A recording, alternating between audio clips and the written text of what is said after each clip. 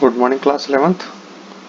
Till now, we have studied about four applications of dimension analysis or four uses of dimension analysis, in which we have studied conversion of one system of unit into another system of unit, derivation of a formula, checking the correctness of a formula, or to determine the dimensions of an unknown physical quantity or a constant. Okay. Now we are going to study some limitations of dimension analysis, means वो कमियां जिन्हें हम dimension analysis के through fulfil नहीं कर सकते, जो इस प्रोसेस की लिमिटेशंस हैं वो हम यहाँ स्टडी करेंगे. वेरी फर्स्ट थिंग जो हमने ऑलरेडी स्टडी की थी, that this method does not give any information about proportionality constant के. आपने डेरिवेशन ऑफ ए फार्मूला देखा था और उस डेरिवेशन ऑफ फार्मूला में हम एक फिजिकल क्वांटिटी को दूसरी क्वांटिटी के प्रोपोर्शनल लेते हैं, और जब भी प्रोपोर्शनलिटी साइन रिमूव करेंगे we find a constant K. Formula आप फाइंड कर लेंगे, but you are not able to find the value of proportionality constant K with the help of dimension analysis. तो इस के की जो वैल्यू है उसको आप डिटरमाइन नहीं कर सकते. Second thing, this method fails when a physical quantity depends on more than three physical quantities.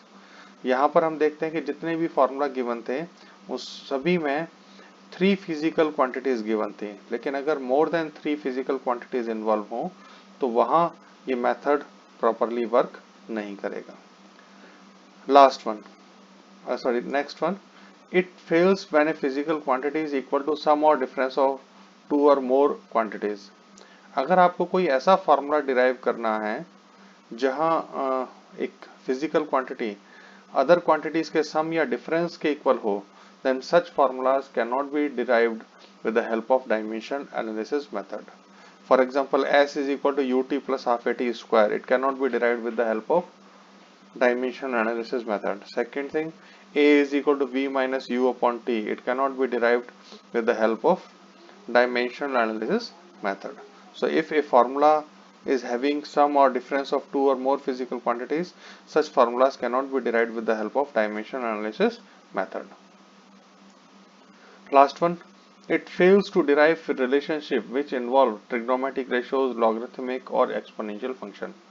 अगर किसी फिजिकल फॉर्मूला फिजिकल क्वांटिटी के लिए एक्सप्रेशन में ट्रिग्नोमेट्रिक रेशियोज हैं, for example displacement y is equal to a sin omega t, तो इस time या logarithmic ratio है या एक्सपोनेंशियल फंक्शंस हैं, तो ऐसे रिलेशनशिप को आप डायमेंशन एनालिसिस से डिराइव नहीं कर सकते. So these are some limitations. हम कुछ एक्सटेंट तक ही, जैसे बेस्ट वे एक सिस्टम का conversion from one system to another system, ये बेस्ट वे है डायमेंशन एनालिसिस. आप इजीली कन्वर्ट कर सकते हैं वन सिस्टम को अनदर सिस्टम में. आप किसी भी फिजिकल क्वांटिटी की डायमेंशंस फाइंड कर सकते हैं इस प्रोसेस से, लेकिन डेरिवेशन ऑफ फार्मूला में ही ये सारी लिमिटेशंस हैं. तो सेकंड जो एप्लीकेशन पार्ट है, deducing an expression for a physical quantity, उस प्रोसेस में ही ये सारी लिमिटेशंस हैं. Now come to next topic, that is significant figures. Significant figures basically किसी भी मेजरमेंट में एक्यूरेसी के साथ एक्सप्रेस करने के लिए जो minimum number of digits required होते हैं, they are called significant figures. The minimum number of digits are required to express a measurement accurately are called significant figures. Significant figures को स्टडी करने के लिए मैं पहले आपको एक एग्जांपल लेता हूं, then I will come to the definition. For example, you are asked to measure the length of a given object, okay, and there are 8 observations. One student has observed 10.2 centimetre, another has observed it as 10.1 centimeter, one more student has measured as 10.2, other observations are 10.3, 10.4, 10.1, 10.1 and 10.2. इन सभी observations को आप देखें, यहाँ 3 digits हैं, यहाँ भी 3 digits हैं, लेकिन इन डिजिट्स की खासियत क्या है, that first 2 digits they are not changing in any observation. For example, 10 10 10 10 10 10 and so on. So these 2 digits are not changing in any observations. All the students are sure that first two digits will be 1 and 0. So such digits are known as reliable digits. ऐसे digits जो किसी भी observation में change नहीं होते हैं, when you take multiple observations and the number of digits who are not changing in observations, they are known as reliable digits. Okay, so everyone will be sure that measurement is 10. Okay, but you can see that the last digit is varying.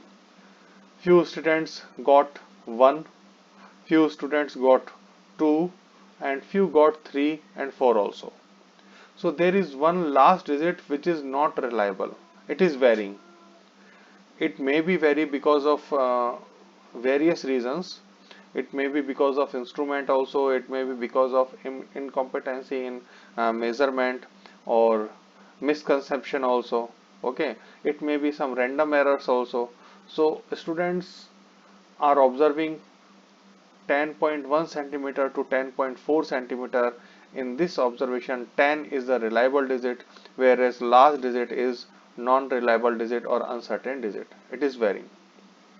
So whenever we wish to count the significant figures, we count in this way. The significant digits in a measurement is equal to sum of, किस किस का sum लेना है, the number of reliable digits, कौन से हैं, which are same in all measured observations, जो सभी observations में same है, they are reliable digits, and one uncertain digit, the last digit which is changing. तो ये मिलकर के आपको बताते हैं significant figures. So number of significant figures is equal to number of reliable digits plus one uncertain digit. So this is the method for calculation of number of significant figures. Okay, so there are 3 significant figures, 2 reliable digits, and last 1 uncertain digits. Now, if data is given, there are certain rules also. So these are the rules for determining significant figures. Directly, without taking much observations, you can find the number of significant figures in a given data. For example, the first rule is all non-zero digits are significant. Numbers अगर completely non-zero digit है, then all non-zero digits are significant. For example, 2, 3, 5. There are 3 significant figures. 4, 8, 3, 7. 4 significant figures. 10.75 decimal is there. So 10.75 again 4 non-zero digits. Sorry, ये mistake है. इसको 19.75 कर लें. 19.75. It has 4 significant. Still 0 is significant, but it comes in second rule. Okay, 19.75 has 4 significant figures. Second, now if there is any 0 between two non-zero digits, then it becomes significant. For example, these two 0 between 4 and 5, 4 and 4 and 5 are non-zero digits. So these two zeros become significant. This 0 comes between 3 and 2. This 0 comes between 4 and 5. This 0 comes between 4 and 5. So 0 between two non-zero digits are significant. So 4005 has 4 significant figures, 302 has 3 significant figures, 140.5 have 4 significant figures, and 14.05 have 4 significant figures, because all these zeros they comes between two non-zero digits. Okay, so here 10.75, this 0 comes between 1 and 7. So again there will be 4 significant figures if it is 10.75. But if you wish to give an example of first rule, then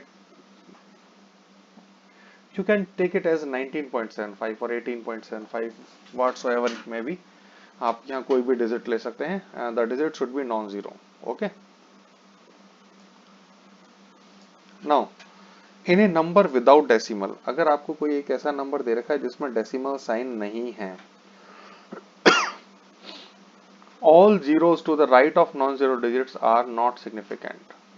Non-zero digit के right side के जितने भी zero हैं, they are not significant. For example, 780. 780 में 8 non-zero digits है, 8 के left side में 7 है और 8 के राइट साइड में 0 है. तो राइट साइड के जो zeros हैं, they are not significant.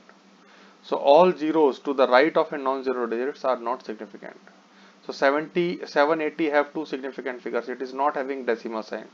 4800, it has two significant figures. There is no decimal sign. So it is important that if a number is having no decimal or a number is without decimal, then all the zeros write to the non-zero digit. Non-zero digit is 8.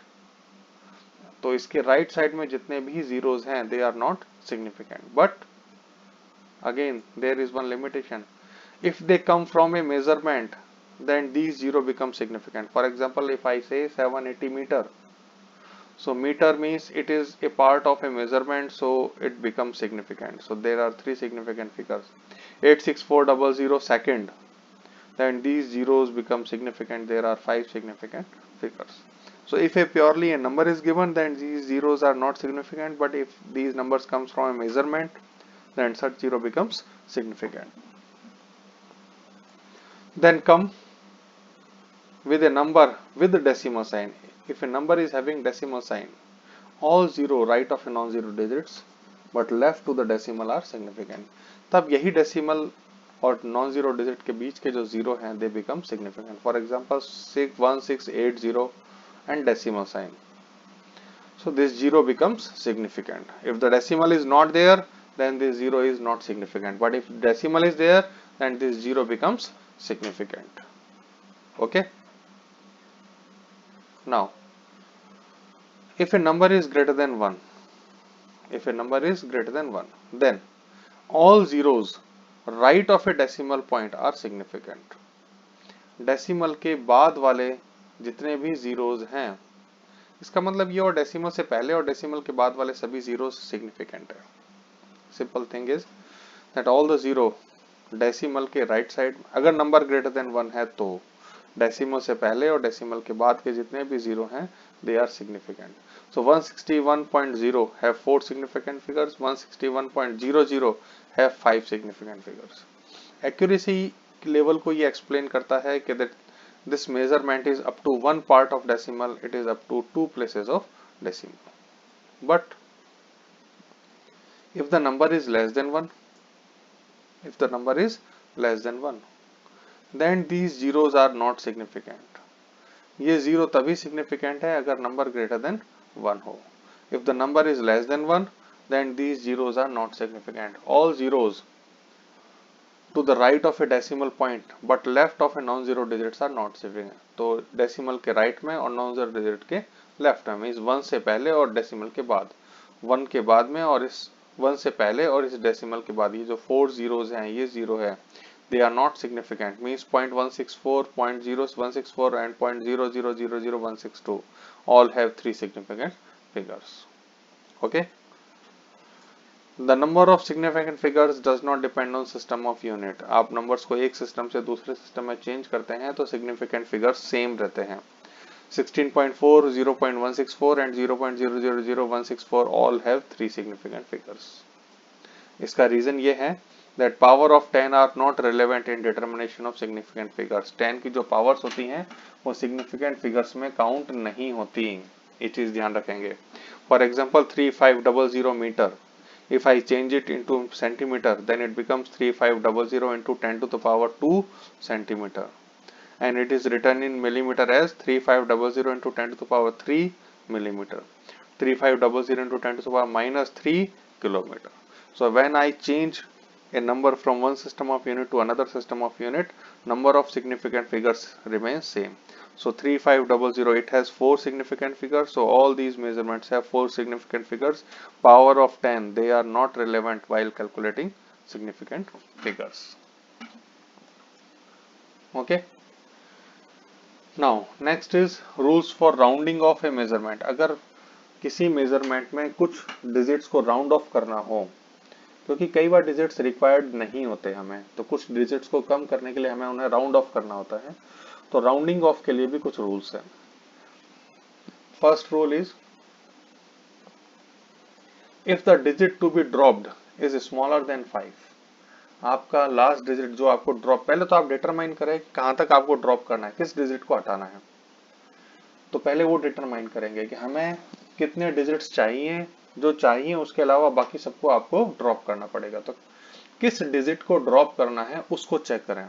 The digit to be dropped is smaller than 5, अगर वो 5 से कम है, then preceding digit is left unchange, तो उससे पहले वाले digit में कोई फर्क नहीं पड़ता, वो अनचेंज रहेगा। फॉर एग्जाम्पल 149.64 है और मुझे इसमें सिर्फ 4 डिजिट्स चाहिए, मतलब मुझे इस 4 को ड्रॉप करना है। तो 4 को अगर ड्रॉप करना है तो digit to be dropped is 4। अगर मुझे 6 को ड्रॉप करना होता तो प्रीसीडिंग डिजिट 9 हो जाता, अगर मुझे 9 को ड्रॉप करना होता तो प्रीसीडिंग डिजिट 4 हो जाता। तो आप पहले चेक करें आप किस डिजिट को ड्रॉप करना चाहते हैं। Suppose I have to drop digit 4, मुझे इस 4 को ड्रॉप करना है। Now this 4 is less than 5, तो इसका प्रीसीडिंग डिजिट कौन है? 6। दिस 6 विल रिमेन अनचेंज, मतलब 6 पर कोई फर्क नहीं पड़ेगा। अगर मुझे 4 को राउंड ऑफ करना है तो ये हट जाएगा और डिजिट रिजल्ट हो जाएगा 149.6। ओके, लेकिन अगर यही डिजिट 5 से ग्रेटर है, if the digit to be dropped is greater than 5, then preceding digit is increased by 1. 149.67, suppose I have to drop 7, अब 7 5 से ग्रेटर है, अगर 7 5 से ग्रेटर है तो ये जो प्रीसीडिंग डिजिट है 6, इट गेट इंक्रीज्ड बाय 1, ये 1 से इंक्रीज हो जाएगा, 1 से इंक्रीज हो जाएगा। तो 6 इंक्रीज होकर के क्या हो जाएगा? 7 हो जाएगा, मतलब 149.7 हो जाएगा। ओके, नेक्स्ट, ये तो था 5 से ग्रेटर और 5 से स्मॉलर, लेकिन अब digit to be dropped is 5। अगर डिजिट एग्जैक्टली 5 हो लेकिन इस 5 के बाद में एक नॉन जीरो डिजिट भी आता है, तो उस केस में क्या होगा? Then preceding digit is increased by 1। For example 152.53, suppose I have to drop this 5। देखिए फर्स्ट डिजिट की तो बात हो गई, ये 3 लेस देन 5 है, अगर मुझे 3 ड्रॉप करना होता तो इस 5 पर कोई इफेक्ट नहीं पड़ेगा, लेकिन I have to drop this 5, digit to be dropped is 5। Okay, and 5 is followed by a non zero digit 3। 5 के बाद में क्या है? Followed by a non zero digit, तो 3 is a non zero digit. तो 5 जिसे हमें ड्रॉप करना है, 3 नॉन जीरो डिजिट है, तो 5 से पहले जो प्रीसीडिंग डिजिट है ये 1 से इंक्रीज हो जाएगा। तो 152.53, इसमें अगर मैं 5 को ड्रॉप करूंगा then 2 get increased by 1 and result will be 153। okay, but if there is no digit, one more example is there, 14.459, 5 is a digit to be dropped, मतलब 5 को गायब करना है आपको, 9 नॉन जीरो डिजिट हो गया, तो 5 को जब आप ड्रॉप करेंगे तो ये जो 4 है ये प्रीसीडिंग डिजिट होगा, ये 1 से इंक्रीज हो जाएगा, मीन्स रिजल्ट विल बी 14.5। तो ये 5 के बाद के डिजिट सभी गायब हो जाएंगे। If the digit to be dropped is 5 only, मतलब 5 के बाद में कोई डिजिट नहीं है, लास्ट डिजिट ही 5 है, then the preceding digit is left unchange if it is even. तो अगर लास्ट डिजिट ही 5 है तो इसको ड्रॉप करना है तो आप क्या करेंगे? तो इसके लिए आप देखेंगे इससे पहले वाला डिजिट इवन है या ऑड है। अगर ये डिजिट इवन है then it will remain unchange, लेकिन अगर ये ऑड है तो 1 से इंक्रीज हो जाएगा। ये देखें 14.45, 5 को मुझे ड्रॉप करना है तो 5 से पहले देखें क्या नंबर है, इवन नंबर है, then it will remain unchange, तो result will be 14.4। 13.25, 5 is the digit to be dropped, तो इससे पहले देखा मैंने digit is 2, 2 is an even digit, so 13.2 will be the result. But if the digit to be dropped is 5, then preceding digit is increased by 1 if it is odd. यहाँ हम example ले रहे हैं, जैसे ये डिजिट है 5, 5 से पहले डिजिट क्या है? 3, 3 इज एन ऑड नंबर, तो ऑड नंबर 1 से इंक्रीज हो जाएगा, मीन्स 14.4 हो जाएगा। Similarly 13.15, 5 is the digit to be dropped, तो 5 से पहले देखा मैंने 1 है, 1 is the odd digit, then it get increased by 1, so it becomes 13.2। Okay, so these are few rules regarding rounding off a number. आपको बहुत सारे मैथमेटिकल ऑपरेशंस में डिजिट्स को राउंड ऑफ करना पड़ेगा और राउंड ऑफ करते समय आप यही रूल्स फॉलो करेंगे। Okay, now rules to determine significant figures after arithmetic operations. हम कई बार कुछ मैथमेटिकल ऑपरेशंस करते हैं जिसमें addition, subtraction, multiplication and divisions involve हैं। नंबर्स का एडिशन, सब्ट्रैक्शन, मल्टीप्लिकेशन और डिवीजन, इनके बाद जब आपको फाइनल रिजल्ट मिलता है तो फाइनल रिजल्ट में कितने सिग्निफिकेंट फिगर्स होने चाहिए, इसके लिए कुछ रूल्स हैं। For example, sum significant figures in the sum और डिफरेंस ऑफ टू नंबर्स। अगर आपको दो नंबर्स का सम या डिफरेंस लेना है तो फाइनल रिजल्ट में कितने सिग्निफिकेंट फिगर्स होने चाहिए। Okay, so the rule is, in addition or subtraction, final result will have same number of decimal places as that of the original number with least or minimum number of decimal places। जो आपको numbers given हैं उन numbers में आप देखें minimum decimal places किसमें हैं। जितने मिनिमम डेसिमल प्लेसेस होंगे फाइनल रिजल्ट में भी मिनिमम डेसिमल प्लेसेस होने चाहिए।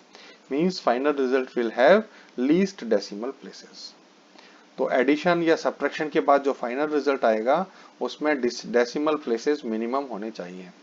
फॉर एग्जांपल से ज्यादा क्लियर होगा, you have to add 7.21, 12.141 and 0.0028। 7.21 decimal के बाद में 2 प्लेसेस हैं, 02 decimal places. 12.141 have 3 decimal places and 0.0028 have 4 decimal places. अब आपने इनको ऐड किया, ऐड करने पर फाइनल रिजल्ट आया 19.3538। इसमें डेसिमल के बाद 4 प्लेसेस हैं, लेकिन यहाँ 2, 3, 4 में मिनिमम डेसिमल प्लेसेस कितने हैं? The minimum decimal places are 2, so final result will have 2 decimal places only. तो 19.3538 में सिर्फ 2 डेसिमल प्लेसेस होने चाहिए। इसका मतलब मुझे बाकी के जो 2 हैं वो राउंड ऑफ करने हैं।